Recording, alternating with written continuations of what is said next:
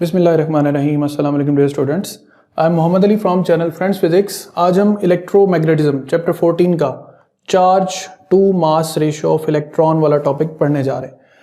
Topic को start करने से पहले एक इंपॉर्टेंट फोर्स समझना ज़रूरी है जिसे हम कहते हैं लॉरेंट्ज़ फोर्स। लॉरेंट्ज़ फोर्स क्या है? किसी भी चार्ज पार्टिकल पर जो कंबाइन इफेक्ट है मैग्नेटिक फोर्स का और इलेक्ट्रिक फोर्स का, उस कंबाइन इफेक्ट को हम नाम देते हैं लॉरेंट्ज़ फोर्स का। FB can be written as QVB, FE can be written as QE।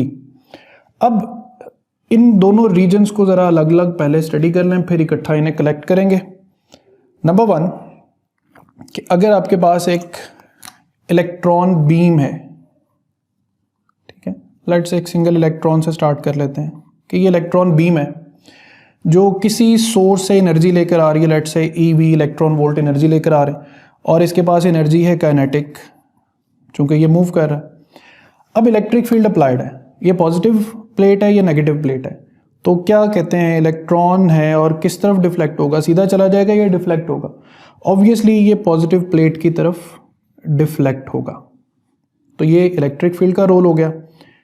यहाँ पे डिवीजन करते हैं, बात है मैग्नेटिक फील्ड पर। सेम यही इलेक्ट्रॉन है, मैग्नेटिक फील्ड में एंटर होता है, तो राइट हैंड रूल मैंने कहा था यूज़ कर लें। क्या आप इसे नेगेटिव की बजाय पहले पॉजिटिव समझ लें कि ये magnetic field into the page, thumb और वेलोसिटी सेम डायरेक्शन में, तो फोर्स अपवर्ड लगती अगर ये पॉजिटिव होता।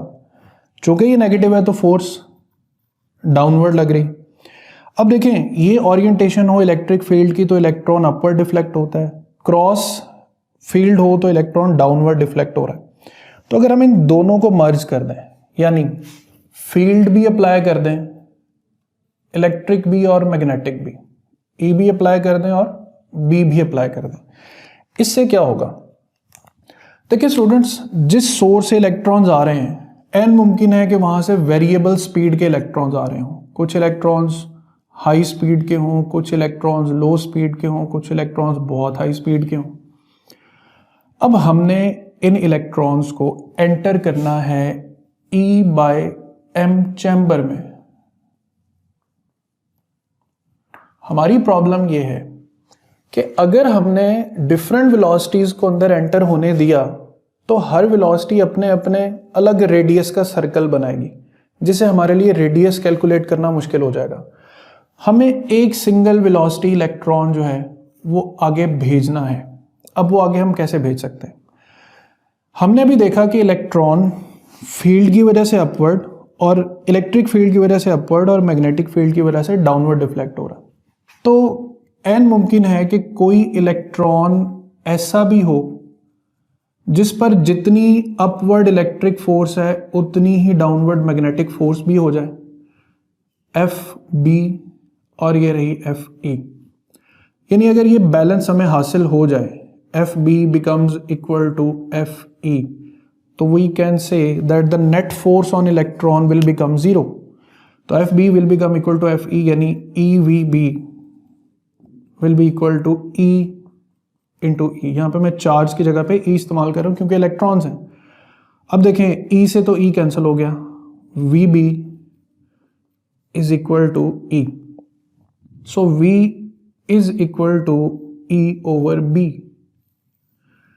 अब ये फॉर्मूला आपने बुक में एग्जाम्पल 14.5 लाजमी करनी है कि क्या आपकी स्ट्रेंथ है इलेक्ट्रिक फील्ड की और क्या स्ट्रेंथ है मैग्नेटिक फील्ड की। लेट्स से 100 स्ट्रेंथ है इलेक्ट्रिक फील्ड की और 2 टेस्ला स्ट्रेंथ है मैग्नेटिक फील्ड की, तो आंसर क्या आ रहा है? 50। ये आंसर आ रहा है एक्चुअली 50 मीटर पर सेकेंड। ये MCQs में भी याद अक्सर पूछी जाती है कि the ratio of electric and magnetic field has a dimensions of velocity, has units of velocity, so E over B will have the units meters per second. It means कि इस certain velocity के electrons जो हैं वो बिल्कुल straight जाएंगे, वो deflect नहीं होंगे, जबकि बाकी तमाम वेलोसिटीज जो हैं वो अपवर्ड या डाउनवर्ड डिफ्लेक्ट होती रहेंगी और वो इस चैम्बर में एंटर नहीं हो सकेंगे। अब इस चैम्बर में एंटर होने वाले इलेक्ट्रॉन्स को थोड़ा सा कैटेगराइज कर लें कि they have energy EV and this EV is equal to 1/2 mv square. ये V वोल्टेज है, ये V वेलोसिटी है। अब यहाँ से थोड़ा वेलोसिटी को सेपरेट कर लेते हैं क्योंकि आगे डेरिवेशन में काम आएगी। तो V square is equal to 2E volt divided by m, और simple v is equal to 2ev divided by m, और इस पूरे फैक्टर के ऊपर स्क्वायर रूट आ जाएगा। इस इक्वेशन को आगे यूटिलाइज करेंगे। अब स्टूडेंट्स, ये जो इलेक्ट्रॉन्स एंटर होंगे मैग्नेटिक फील्ड में, obviously they will start revolving in a circle. ये रही सेंट्रीपिटल फोर्स की डायरेक्शन और ये रहा इलेक्ट्रॉन का रोटेशनल मोशन क्लॉकवाइज। अब मसला ये है कि ये इलेक्ट्रॉन एक रेडियस बना रहा है, एक सर्कल बना रहा है। अब हम डेरिवेशन पर आते हैं, क्लोजली इस डेरिवेशन को समझना है। देखें, इलेक्ट्रॉन पे फोर्स कौन सी लग रही है? मैग्नेटिक। और इस फोर्स से इफेक्ट किसका आ रहा है? सेंट्रीपिटल फोर्स का। So EVB is equal to mv square by r, number 1। Number 2, एक वेलोसिटी से एक वेलोसिटी कैंसिल हो रही, so EB is equal to mv by r। हमें बनाना क्या है? हमें चार्ज की और मास की रेशो बनानी है। ये रहा चार्ज और ये रहा मास। E को m पे करें डिवाइड, बाकी सारा फैक्टर दूसरी तरफ, E by m equals to v over br। अब इसमें दो वेरिएबल्स हैं, वेलोसिटी और रेडियस। रेडियस कैलकुलेट करने का तरीका बुक में यूं लिखा है कि ये जो चैम्बर है, ये जो वैक्यूम चैम्बर है, आप इसमें फिल करें hydrogen gas at low pressure, ताकि हाइड्रोजन की जो एक्साइटेशन एनर्जी है वो रिड्यूस हो जाए।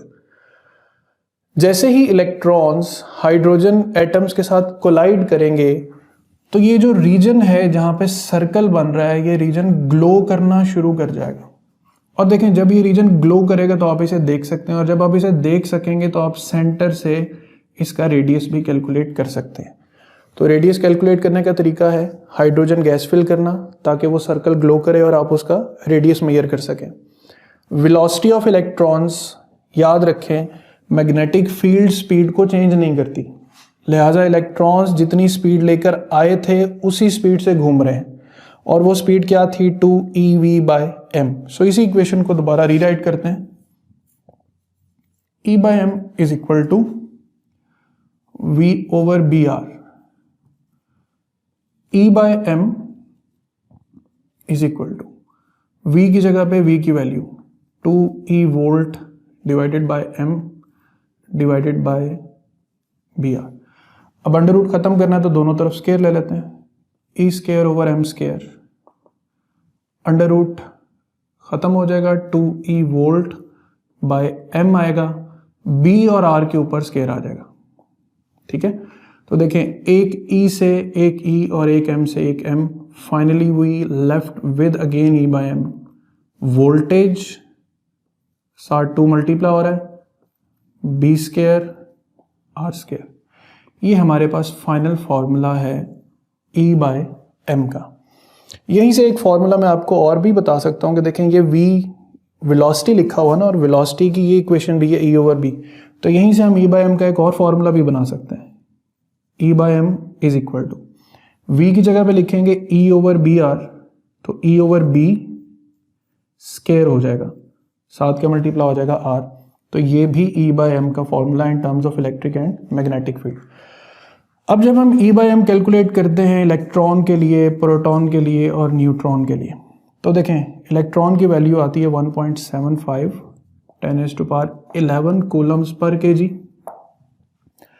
प्रोटॉन के लिए आती है 9.6 इंटू 10⁻7 कूलम्स पर केजी। और न्यूट्रॉन पे चूंकि कोई चार्ज नहीं होता, लिहाजा charge to mass ratio of neutron is simply 0। Proton की जो चार्ज टू मास रेशियो है ये बहुत इंपॉर्टेंट है। और ये इंपॉर्टेंट क्यों है? देखिए, न्यूक्लियस में जितने पार्टिकल्स हैं उनका मास कंपैरेटिव है प्रोटॉन के साथ। अब देखें, E by m of proton is 9.6 10⁻7।